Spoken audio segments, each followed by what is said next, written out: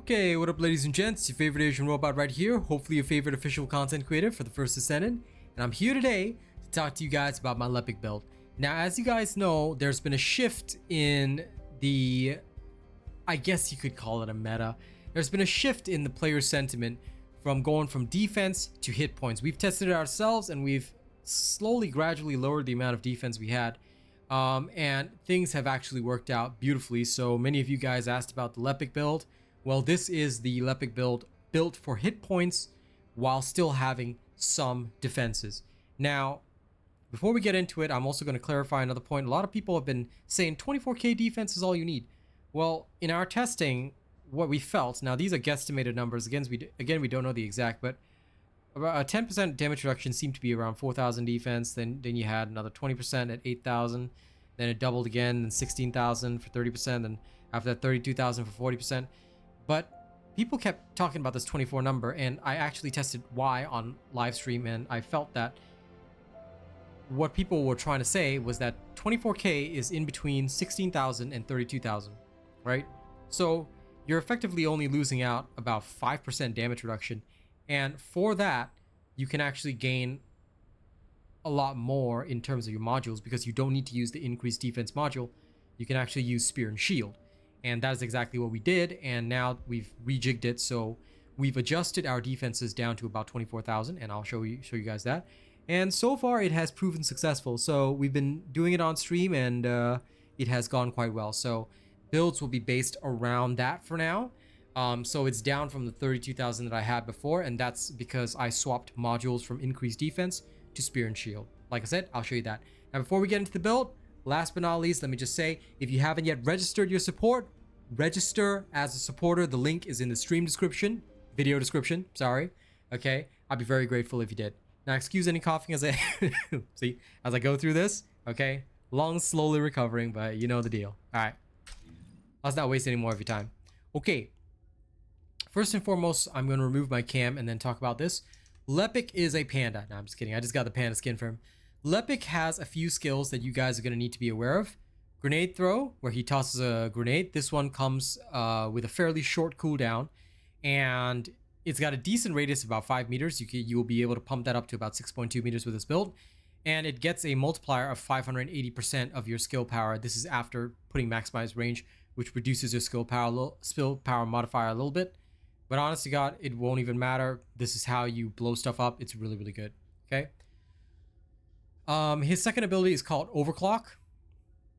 This one will basically increase his skill power modifier, which is again why we use maximize range, because you can literally cover for that with Overclock. And it will also allow all his grenades to inflict burn. The burn actually has a pretty high skill power modifier, which is skill power multiplied by 110% after taking away maximize range. So this skill is quite unique because the cooldown is as long as the duration.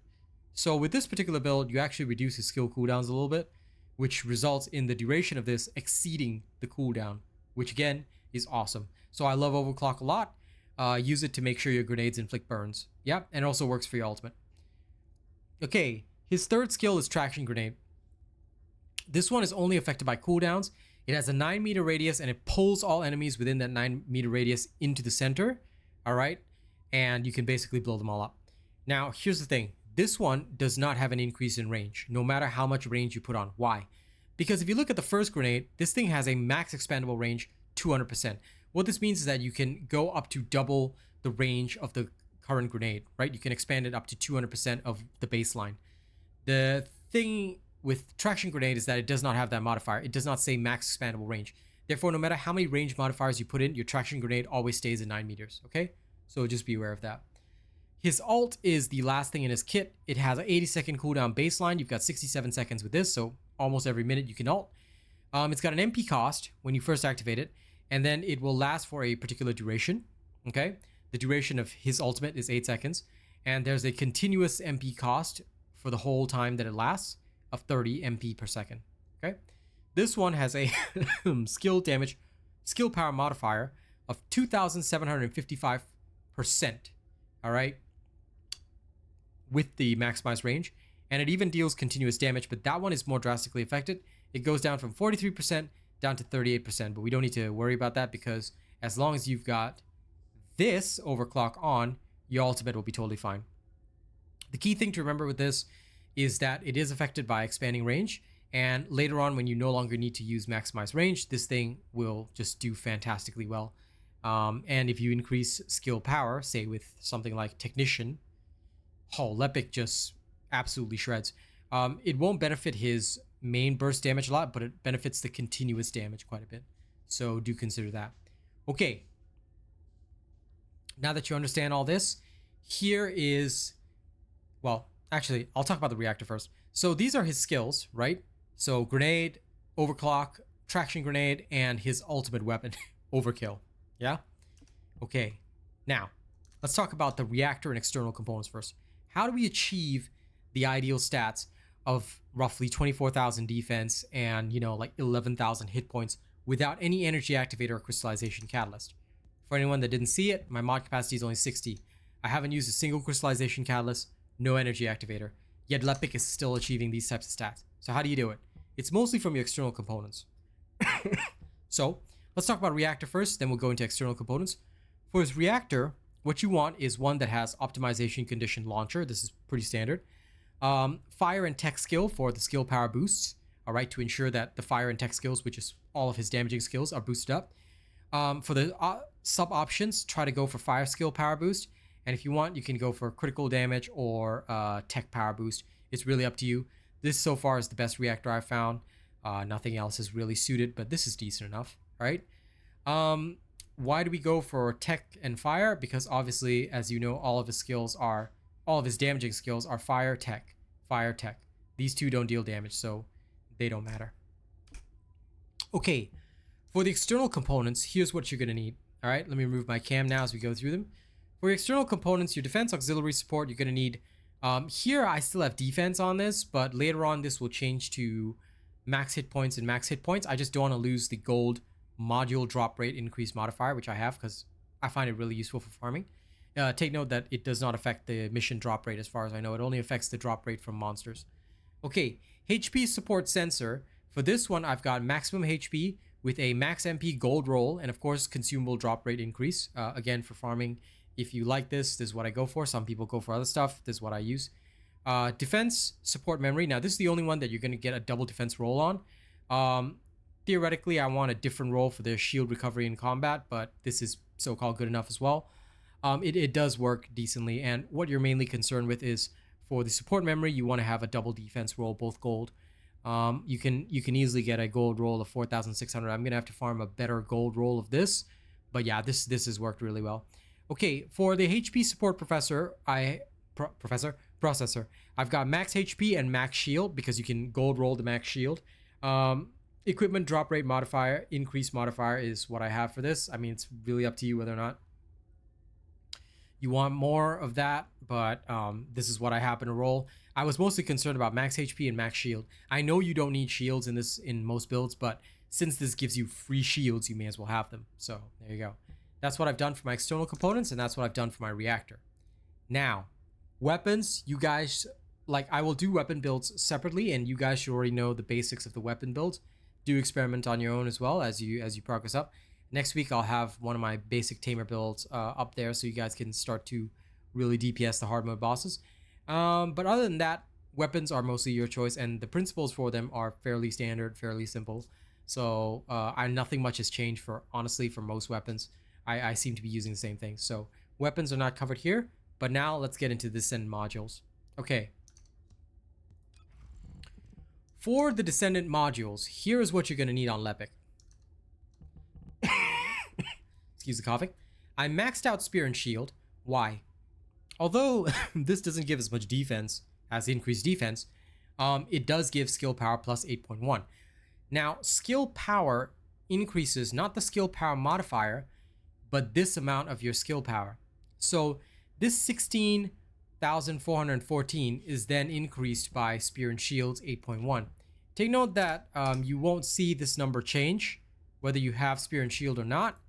Okay, because that number, I don't know why it doesn't change much, but either way, when you put this on, that is what is being, I guess you could say, multiplied by the 8.1%. So you can increase that whole amount by 8.1%. Focus on tech, I just have it in here for the skill cooldown. Tech skill power modifier does not help him, but for his endgame build, I'm thinking of going for like more time distribution, which will affect skill cooldowns enough to cover for this, and then maybe nimble fingers if I really need it. But the important thing is the tech skill power modifier. We need to change that to, I would probably put in tech specialist. So that's here. Tech skill power modifier is probably a lot better and would work way better than this, because this one affects the power modifier. What we want to affect is the raw power, because he's already got very high modifiers. All right. Focus on fire affects skill power, so this one's really good. This one you will max out. Skill cooldowns is affected as well, which is really good. So this is why I have that. Increase HP, you want to max this out. Maximize range, just one is good enough. You don't need to put any points into this. It's just to help your grenade be a little bit bigger in the AoE, which makes killing and clearing a lot easier. Then you've got HP collector, which will basically save your existence by allowing you to heal every 11 seconds that you kill a minion. So this is basically the entire thing. Oh, and time distribution reduces skill cooldown, increases max hit points. Obviously one of the best choices. Okay, by having all of this in, we can really destroy our opponents with ease, I would say. So I really like this setup for Lepic. It only costs 60 points. And for your sub module, all right, you can actually use any melee weapon if you don't have mid-air maneuvering. But once I got used to mid-air maneuvering for basically all characters, I just started using it all the time because it's just so good to be able to maneuver anytime. And of course, we don't have a skill module yet because he's still a basic Lepic. All right, so this is what I've got. This is what I've done. And it has worked swimmingly well for me. All right, so now you guys have seen the build. I'm sure you guys want to see a demonstration, as always. I know you guys have already seen the demonstration of the Executioner boss, but just in case people did not watch that video, they want to watch this video for the build. We'll just go into Executioner private mission, of course. We'll just go in there and wipe the floor with them. So a lot of the damage that you're going to see is going to come from my weapon. It's not from the Lepic build. The build, what you want to pay attention to is the survival of this build. The fact that you can survive with just 24,000 defense and pretty much just tank most shots to the face is fantastic. So it is a very, I guess you could say, simplistic way of getting through the content early on when you don't really have a lot of stuff upgraded. But again, like I mentioned, most of my damage is coming from the weapons and how tricked out they are and stuff like that. The Tamer build that many of you guys have requested for, it's a basic build. I know there are weapons better than Tamer, but it's a basic build that will really help you through the content. And I do like having it around. So, okay, what I like to do is start out the fight with my Lepic going ham. Alright. This is a good start, and then after that I just go crazy with my Tamer.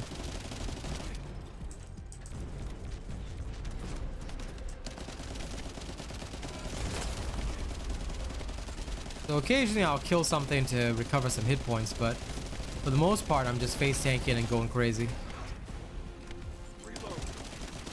When he goes down, I try to go for the knee if I can.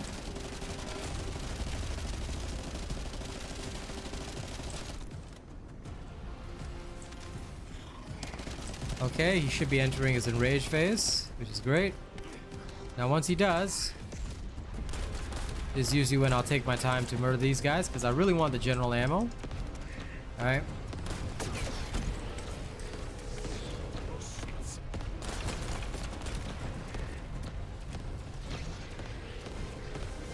Now you don't even have to really kill this guy. Okay, he did the thing. And because of, excuse me, how infrequent his attacks are, you know, you don't even have to sweat it too much. Alright, just wait until he cools down. Then once he cools down, overclock, grenade explosion, set up your ultimate weapon.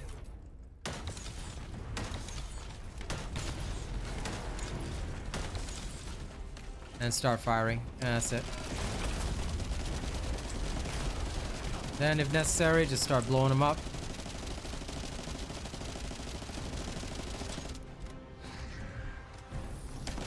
Again, keep in mind that the DPS that I'm doing is based on my weapon being really strong, not because of the Lepic build. I mean, the DPS that I do with my skills, sure, that's based on the Lepic build, but, you know, most of the damage that you're seeing is coming from my Tamer, my weapon.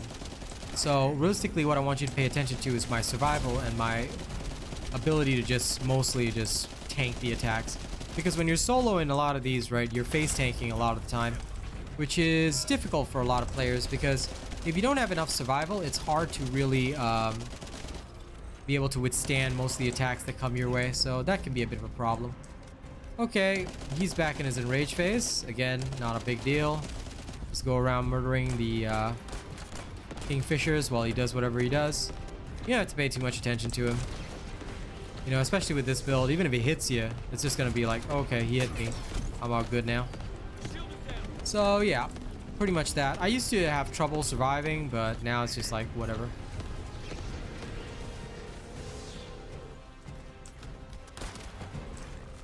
Obviously, while you can take damage, you don't have to. So where necessary, where possible, you can just avoid taking damage. There you go.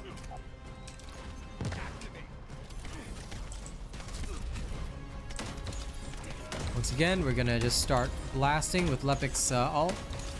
I do so love it. Alright, and then now... Lepic the Epic still hit him. So I like having the burn damage on him. He's not really weak against fire, but it's just nice to have. Okay, you can withstand attacks, but be sure not to withstand too much. Alright, you will still die. I mean, you won't die so easily, but you will still potentially die, so. As you can see, the Executioner finds it hard to deal damage to me. This is only with 24,000 defense, so, you know, it makes life a lot easier. And Lepic still has Final Call, so you can kind of abuse that passive, and like, even if you were to take fatal damage, you'll recover. It's guaranteed to trigger, so now I've taken fatal damage, I get 5 seconds of invulnerability, where I can just spam whatever I want, and then I'm back up to 50%, see? So this is one of the other ways that you can survive and get a little more bang for your buck.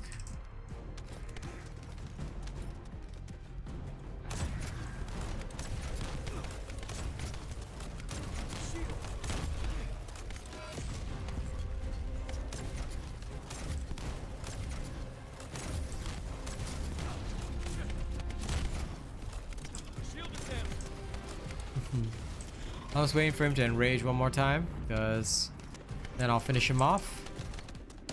And see all these little Kingfishers around, take them all out. Use the opportunity.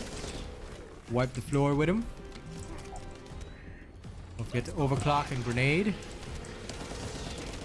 Give him a little taste of the bang bang.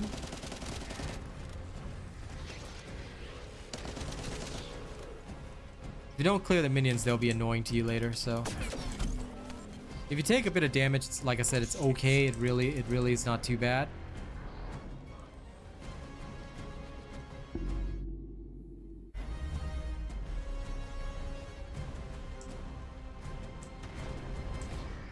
Bang. Okay. Once he starts to get out of that phase, you know what's gonna happen. There we go.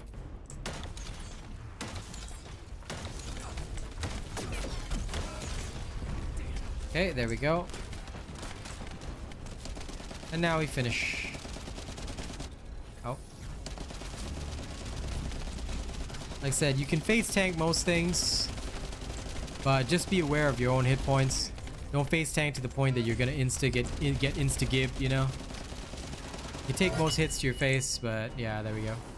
So that's how this Lepic build works. This is actually better, in my opinion, than the 32,000 defense, and I have to say that after testing 24,000, I realized I was only sacrificing 5%, so because I was only sacrificing 5%, it was alright. Yeah, Python nanotube. Alright, cool.